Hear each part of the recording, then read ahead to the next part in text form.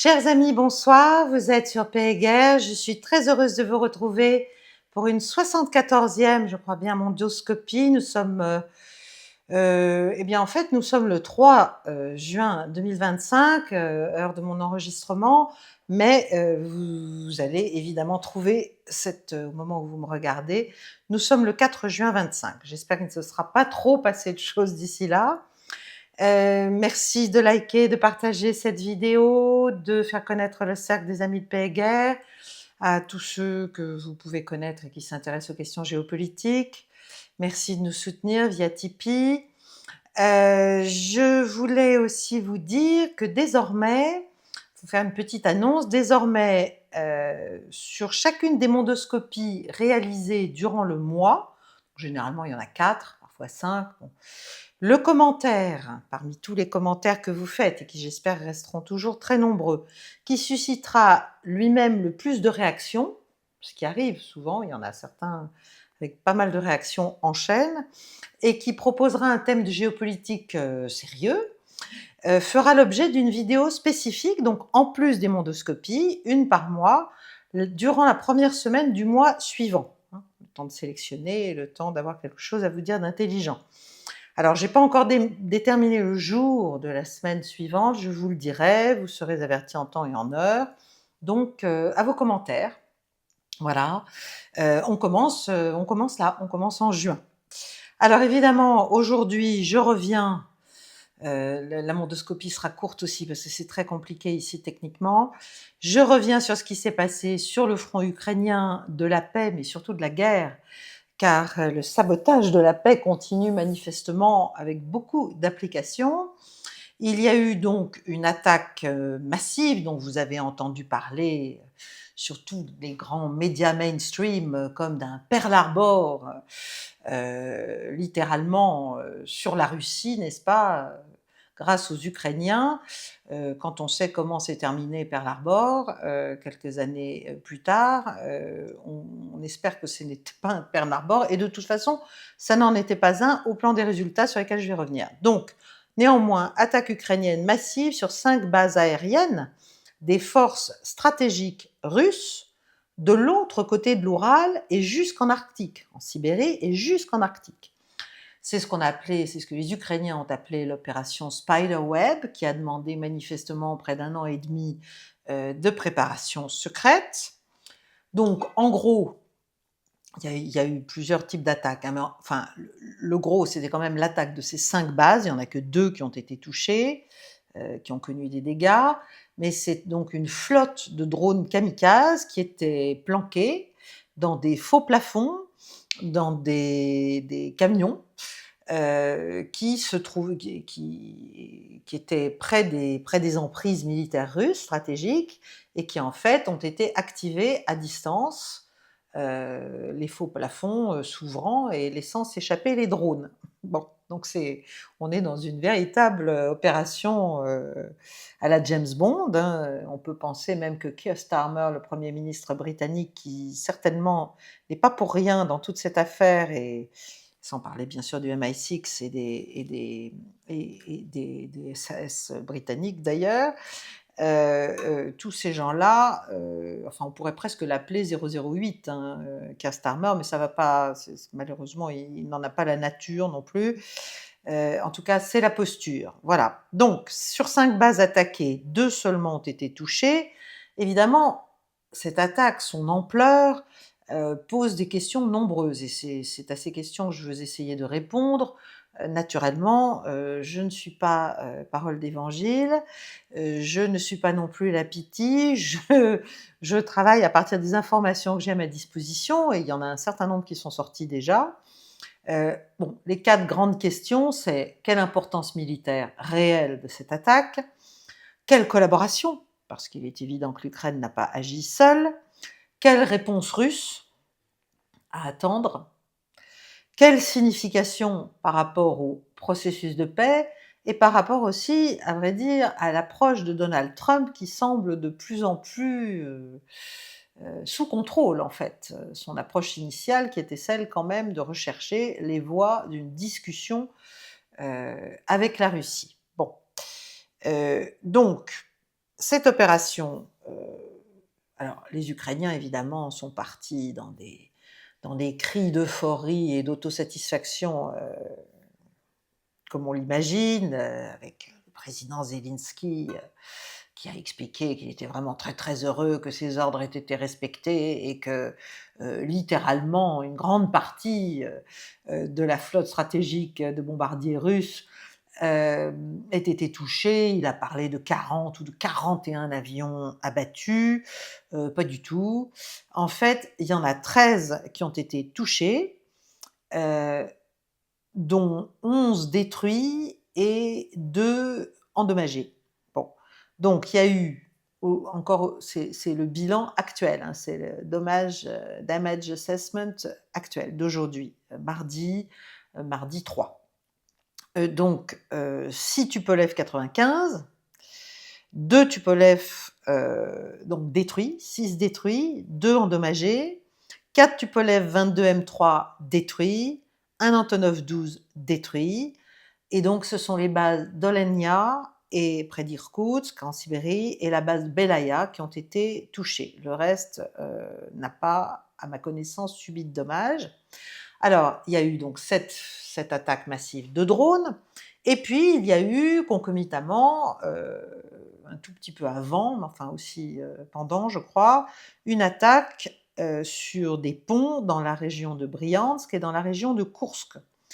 Et là, pour le coup, on peut dire que ce sont des attaques de type terroriste, puisqu'en fait, au moment où ces ponts ont été tapés, il y avait des trains avec des civils qui passaient en dessous. Donc ça, tout le monde le savait, tout le monde peut le voir, tout le monde peut retenir son coup, tout le monde peut attendre que le train passe. Non, ça a été tapé en toute connaissance de cause et en sachant qu'il y aurait des dommages civils. Donc là, on est toujours dans cette veine ukrainienne très très développée, ce goût immodéré pour les attaques et les crimes de guerre sur les populations civiles dans les régions russes ou pro-russes, hein, en Ukraine.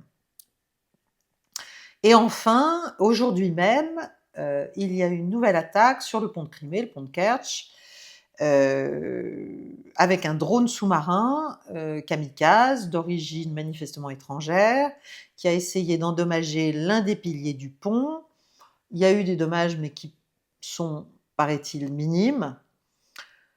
Voilà, donc c'est vraiment un faisceau d'attaques. Je vous rappelle qu'on était quand même, que hier débutait le deuxième round de négociations russo-ukrainiennes à Istanbul. Donc voilà, quand on va s'intéresser à la signification et à la réalité de la volonté de Kiev de parvenir à un accord, on peut comprendre que c'est pas la meilleure méthode peut-être pour entrer en discussion ou poursuivre une discussion même embryonnaire avec la Russie, mais enfin.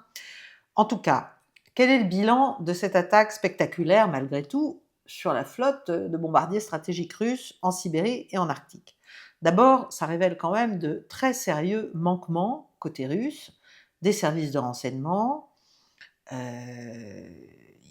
Voilà, il y a une infiltration qui a pu se faire, considérable, parce que si cette opération a été envisagée et planifiée depuis 18 mois, là, il y a quand même un certain nombre de têtes qui vont devoir tomber et de mesures qui vont devoir être prises, pour, limiter au maximum la vulnérabilité, des systèmes de sécurité russes, et pas n'importe lesquels, puis c'est quand même la triade nucléaire, même si ces bombardiers ne sont pas simplement utilisés, et c'est important de le souligner, hem, pour l'emport de charges nucléaires, ils servent à d'autres choses. Bon.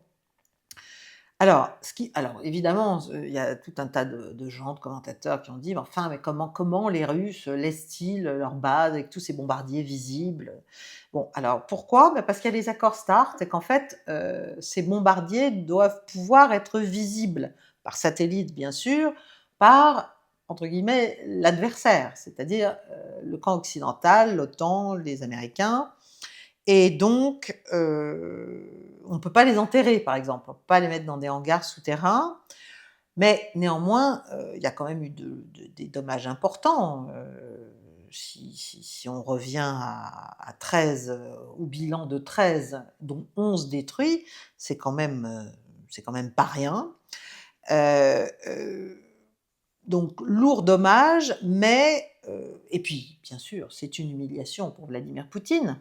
En tout cas, c'était aussi l'objectif et on peut dire que c'est quand même un coup porté puisqu'on est là de l'autre côté de l'Oural. Donc c'est une manière de dire: «On peut vous taper, y compris, sur les points les plus névralgiques de votre système de sécurité».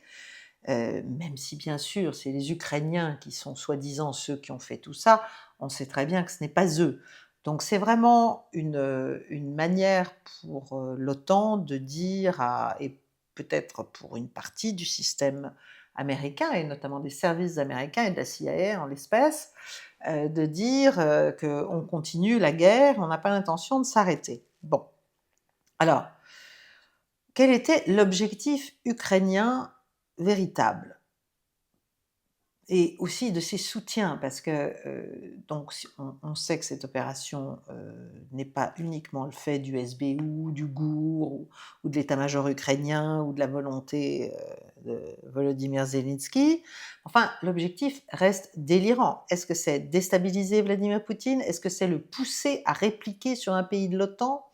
Est-ce que c'est le pousser à donc faire quelque chose, à sortir de sa posture extrêmement, calibrée, mesurée et qui ne répond pas aux provocations? Parce que ça fait quand même 3 ans qu'il y en a des provocations. Heu, il est clair que là, on se pince parce qu'on se dit: «Mais enfin, l'OTAN cherche véritablement l'escalade». Heu, les forces russes d'ailleurs ont été mises, nucléaires, hein, mises en alerte maximale. Et la Grande-Bretagne, qui n'est pas en reste, donc avec notre agent 008, explique qu'elle met aussi ses forcettes, hein, parce que c'est pas des grandes forces, en posture de préparation au combat, qu'elle veut multiplier son potentiel par 10. Bon, ça pourrait être comique si c'était pas tragique, si vous voulez. On sait que les Anglais ont très largement quand même, contribué à pousser les États-Unis, dans la première guerre, bon, déjà en 1812, mais surtout dans la première puis la deuxième guerre mondiale.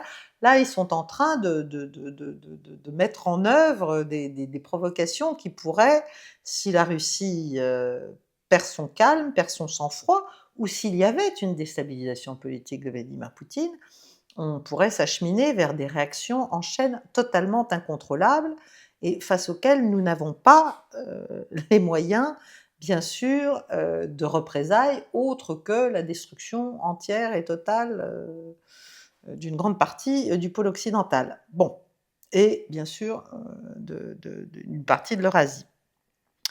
Donc, est-ce que Keir Starmer est complètement, je sais pas, sous l'emprise de psychotropes? Enfin, est-ce qu'il se rend compte de ce qu'il fait? Est-ce qu'il comprend qu'il va devoir peut-être se préparer pour une attaque, dans le monde réel, hein, venant de la Russie?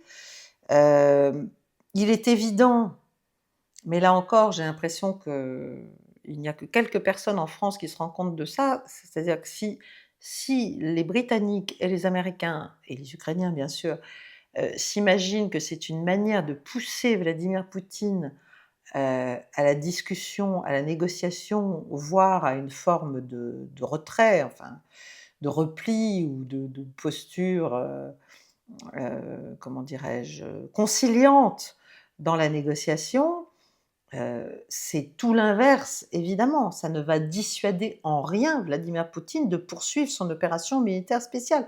Au contraire, ça ne peut que déclencher un soutien populaire supplémentaire de la part de la population russe. Enfin, c'est voilà, donc on est vraiment, soit on continue à ne rien comprendre et on espère des choses qui n'ont aucune chance d'arriver du côté russe, soit on sait que ça n'a aucune chance d'arriver du côté russe et on joue l'escalade en continuant à se dire, «Il est patient, il est très patient, il est trop patient et nous, pendant ce temps, on avance» et il y a un certain nombre de gens, bien sûr, qui le disent. Ceci dit, l'Angleterre, faut quand même se calmer, c'est 75 000 hommes, prêts à se battre, hein, donc ça fait pas lourd, hein.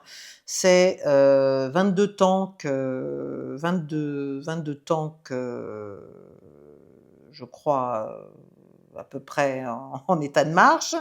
C'est, 79 bateaux, enfin vaisseaux, ça fait très longtemps, comme dit un des analystes, que le soleil s'est couché sur l'Empire britannique. Donc, il faudrait quand même revenir un tout petit peu, là aussi, à la réalité. D'ailleurs, il y a un certain nombre de bruits qui courent à Londres, qui disent que même au sein du parti travailliste, certains songent à pousser gentiment Keir Starmer vers la sortie parce qu'il va trop loin. Il va trop loin dans le délire belliciste avec une pauvreté de moyens sans équivoque.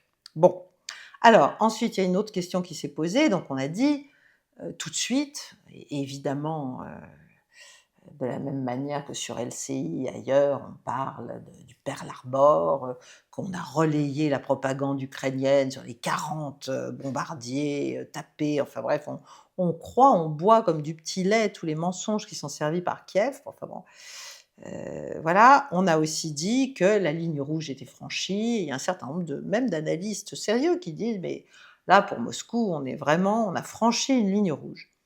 Donc les alarmistes, si vous voulez, disent ça. Personnellement, j'aurais plutôt tendance à penser qu'on n'a pas franchi de ligne rouge. Pourquoi? Parce qu'au plan opérationnel, cette provocation n'a pas véritablement d'impact. C'est une attaque de drone, c'est pas une attaque de missile. C'est évident que si c'était des missiles de longue portée qui avaient tapé les bases stratégiques russes, ce serait une toute autre bière. Il faut savoir aussi que l'essentiel de la triade nucléaire russe, elle n'est pas portée par les bombardiers stratégiques en question, elle est portée essentiellement, contrairement aux États-Unis, où les bombardiers sont très importants encore, elle est portée par la partie océanique, c'est-à-dire les sous-marins, et par les missiles solaires de type Yars et autres, qui sont les missiles intercontinentaux. Donc, oui, bien sûr, c'est très, très ennuyeux que 11 bombardiers aient été détruits et 2 endommagés. Mais il faut savoir aussi que ces bombardiers sont utilisés par la Russie depuis 3 ans pour cibler l'Ukraine, pour cibler les infrastructures, un certain nombre d'infrastructures énergétiques, mais pas seulement, militaires, ukrainiennes. Donc, et donc pas du tout avec des charges nucléaires, ils ne font pas que du nucléaire, si vous voulez. Donc, on peut penser que c'est pas du point de vue russe, d'abord que c'est du point de vue ukrainien, j'allais dire une cible relativement légitime, parce que ce sont ces bombardiers qui causent des dommages très importants à l'Ukraine depuis 3 ans, premièrement. Et deuxièmement, ça ne constitue pas, du point de vue russe, un cas de figure, une attaque de drone sur ces bombardiers, un cas de figure susceptible de déclencher une frappe de représailles de type nucléaire, évidemment. Alors, est-ce qu'il y aura des frappes massives? Bon, il y en a, hein, il y en a déjà depuis, il y en a déjà là, en ce moment même, hein, au moment où nous parlons. Mais si on se réfère un peu à l'historique de ce conflit, je ne sais pas si vous vous souvenez, mais il y a eu, alors je ne me souviens plus moi du mois, je pense que c'était au printemps 2024, il y a eu une attaque sur des radars d'alerte avancés russes, qui sont là des radars d'alerte face à des frappes pouvant venir de pays de l'OTAN ou des États-Unis. Ça, c'est très très dangereux parce que ça remet en cause la dissuasion entre les États-Unis et la Russie, en fait. Voilà, via l'OTAN ou pas, mais en tout cas entre les États-Unis et la Russie. Et d'ailleurs, à l'époque où ça avait été tapé, probablement avec le soutien, encore une fois, de Londres, les Américains avaient dit aux Ukrainiens et aux Britanniques qu'il fallait se calmer parce que c'était pas, voilà, c'était vraiment trop dangereux de taper là, on risquait vraiment d'avoir une frappe en retour. Donc, on peut dire en tout cas que cette attaque a certainement achevé de convaincre Vladimir Poutine, si c'était nécessaire, de ce que voulaient les Ukrainiens et de ce que veulent les Occidentaux, et aussi de ce que Trump, malheureusement, est quand même très largement impuissant, ou en tout cas empêché de mener à bien de mener à bien, eh bien, ce changement de climat, ce changement de contexte, ce changement de relation et cette reprise de relation avec la Russie. Ça ne veut pas dire que ça ne se poursuit pas, mais évidemment, la question se pose: est-ce que Trump était au courant? Il se dit que son secrétaire à la défense, Exet, aurait suivi l'attaque en direct. Trump dit que non, dit qu'il n'était pas au courant, dit qu'il ne savait rien de tout cela. Alors, est-ce que c'est une manœuvre à l'américaine? Vous savez, c'est ce qu'on appelle la plausible deniability, c'est-à-dire, en fait, les grands chefs ne veulent rien savoir d'opérations dont ils attendent les résultats pour pouvoir décider de la posture ou du narratif qu'ils adopteront en fonction précisément de ces résultats. Donc là, est-ce que Trump ne savait vraiment pas, et auquel cas ça pose quand même de très très sérieuses questions sur son autorité et sa capacité à tenir ses troupes. Et d'ailleurs, l'un de ses anciens, comment dirais-je, conseillers, le général Flynn, qui avait eu plein de problèmes pendant le premier mandat, qu'on avait très très vite évincé au nom, enfin dans le cadre du fameux Russiagate. Enfin, il est revenu un peu, non pas en odeur de sainteté, mais en tout cas, il se permet maintenant de dire un certain nombre de choses. Il a dit quand même, il serait temps que la CIA rende des comptes, quoi. Que la CIA avoue ce qu'elle fait de manière dissimulée, de manière secrète, de manière indirecte, avec le MI6 depuis au moins le début de ce conflit, sans que le président en soit averti. C'est quand même assez ahurissant, si vous voulez. Donc la question reste ouverte. Voilà, la question pour moi reste ouverte.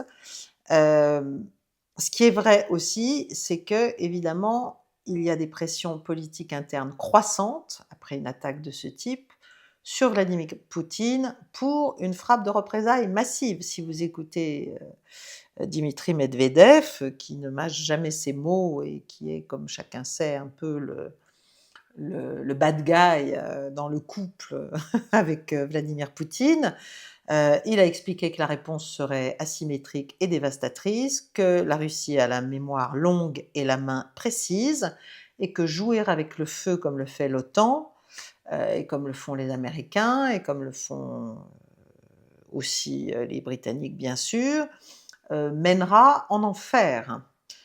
Heu, voilà. Moi, je pense qu'il n'y aura pas de représailles, bien sûr, sur un pays de l'OTAN, et cetera, même si manifestement ça ne nous fait pas si peur que cela.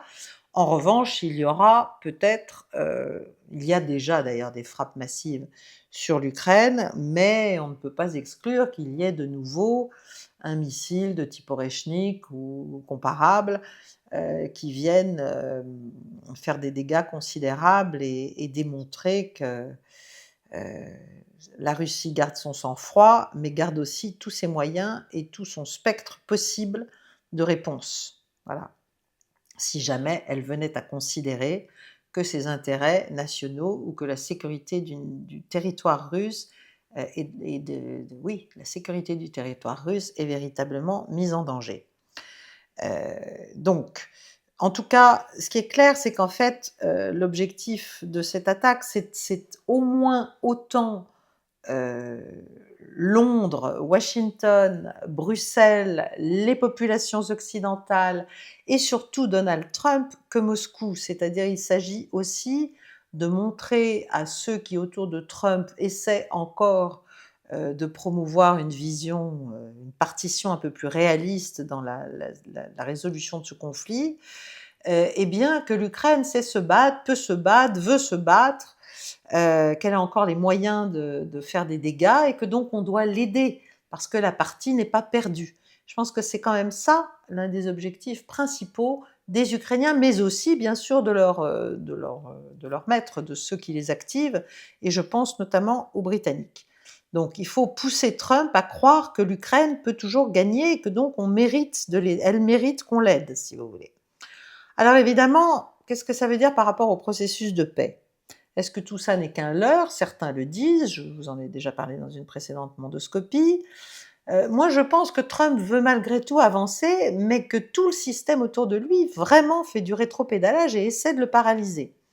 Néanmoins, les Russes, en dépit de cette provocation très forte, sont quand même venus à Istanbul, ont accepté de donner aux Ukrainiens le mémorandum que ceux-ci voulaient, après avoir reçu le mémorandum de l'Ukraine. Tout ça, c'est sans surprise, c'est toujours la même chose d'un côté comme de l'autre, hein, je vais vous en parler un tout petit peu. Ils se sont mis, je crois, d'accord sur un échange de prisonniers. Alors évidemment, il y a beaucoup plus de prisonniers ukrainiens que de prisonniers russes. Bon, ils se sont aussi, entendus, je crois, sur un échange massif de morts, en fait. Heu, Manifestement, si vous voulez, alors du côté le mémorandum, russe, on peut quand même en parler un petit peu. En gros, la Russie accepte un cessez-le-feu, une fois seulement, que 2 points auront été réglés. Le premier, c'est un complet retrait des forces ukrainiennes des 4 oblasts, hein, Donetsk, Lugansk, Zaporochie et Kherson. Le deuxième point, c'est la démilitarisation de Kiev, c'est-à-dire l'interdiction du redéploiement des troupes, l'interdiction, la fin de la mobilisation, l'interdiction, enfin la fin de toute fourniture d'aide étrangère aux forces armées ukrainiennes, le début d'un travail de l'Ukraine sur l'élimination de la présence militaire de tout pays tiers sur son territoire, la levée de la loi martiale, la tenue d'élections 100 jours après, dans les 100 jours suivants. Évidemment, le fait que l'Ukraine reste neutre ne rejoint aucun bloc militaire, suivez mon regard. Le fait que l'Ukraine abandonne toutes ses aspirations à des armes nucléaires, confirme son statut de nation non nucléaire, et bien sûr, la levée de toutes les sanctions contre la Russie. Côté ukrainien, pour que vous sachiez un peu où on en est, mais c'est-à-dire pas très loin, à vrai dire, l'Ukraine demande un cessez-le-feu complet et inconditionnel sur les airs, dans les mers et bien sûr à terre. Le cessez-le-feu doit durer au moins 30 jours. Il doit être surveillé et mis en œuvre sous commandement américain avec le support, avec le soutien de tierces pays, de tiers pays, donc toujours les mêmes, hein, les Anglais, les Français, les Allemands. Bon, ensuite, il y aura, après seulement, après tout cela, un début de négociation sur les territoires. Donc après, c'est la mise en œuvre de ce cessez-le-feu de 30 jours.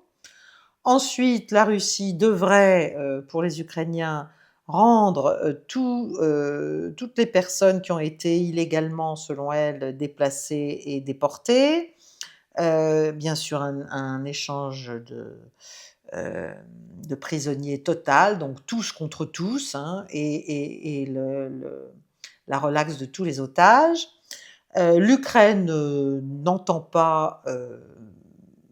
a- n'entend pas avoir la moindre obligation de neutralité. Elle doit pouvoir rentrer dans l'UE et dans l'OTAN.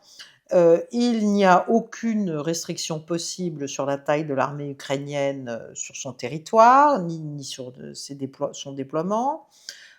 Quelques sanctions pourraient être levées, sanctions contre la Russie, mais seulement très graduellement, avec un mécanisme de snapback, c'est-à-dire que s'il y a le moindre manquement russe, paf, ça repart. Et puis, bien sûr, il y aurait une rencontre entre les leaders de la Russie et de l'Ukraine à un moment donné. Bon, donc on voit bien que Kiev négocie de mauvaise foi, avec l'accord des Occidentaux, avec toujours les mêmes soutiens, allemands, français, britanniques. Même Kellogg a admis que sa volonté d'entrer dans l'OTAN était sans objet, enfin, et que les préoccupations russes sur ce point étaient assez légitimes, mais il y a toujours une impasse qui est finalement acceptée, si vous voulez. Donc que peut faire la Russie si ce n'est prouver soit elle répond par, l'entrée dans une escalade, elle répond à la provocation et là on a du mal à on a du mouron à se faire, tous pour notre matricule si j'ose dire. Soit, elle continue à taper en Ukraine pour vaincre sur le terrain, parce que c'est à vrai dire la chose qu'elle peut faire puisqu'elle gagne sur le terrain, elle doit continuer à gagner, elle doit faire en sorte de gagner totalement et peut-être plus rapidement que prévu. Heu, mais il est clair que sur ce front diplomatique, on est dans l'impasse parce que, heu, voilà, la partie ukrainienne est d'une mauvaise foi, manifeste, pratique le maximalisme, diplomatique dans ses exigences. C'est complètement utopique puisque sur le terrain, elle est en échec total. Et les Russes, eux, ne bougeront pas. Évidemment, n'ont pas besoin de capituler puisqu'ils gagnent, mais ne bluffent pas non plus et vont poursuivre heu, leurs opérations. Donc c'est toujours, on est vraiment dans une phase, très délicate et je vois mal un été, autour de négociations de paix sérieuses, à moins que vraiment il n'y ait, une percée russe tellement évidente. Là, ils ont déjà repris, je crois dans le mois dernier, près de 500 kilomètres carrés, mais voilà, il faudrait une percée colossale, heu et donc que Vladimir Poutine, heu, le décide si vous voulez, et le mette en œuvre pour que la position de l'Ukraine se dégrade de telle manière que les Américains finissent par prendre les décisions qui s'imposent, c'est-à-dire, prendre langue sérieusement sur la question ukrainienne, pas sur les questions simplement d'argent, de finance ou de business entre eux et les Russes, que l'équipe Trump comprenne que sa chance est là, à vrai dire. Voilà, et que sinon tout va non seulement, se poursuivre, mais se dégrader. Voilà. Donc, bah, écoutez, je vais en rester là parce que je peux pas aller tellement plus loin là techniquement. Je vous remercie de votre attention et je vous souhaite une belle soirée. Donc commentez sur les commentaires et on fera ça tout le mois et à la fin on verra le sujet finalement qui a suscité le plus d'intérêt ou le plus d'envie de votre part. Voilà, ça peut être un sujet qui n'est qu'abordé, de manière, latérale, durant une mondoscopie. Parce que là, je vous fais une mondoscopie monosujet, mais j'espère bien, peut-être dès la semaine prochaine, pouvoir vous parler de plusieurs sujets. Voilà, je vous remercie de votre attention et je vous dis donc à la semaine prochaine. Au revoir, bonne soirée.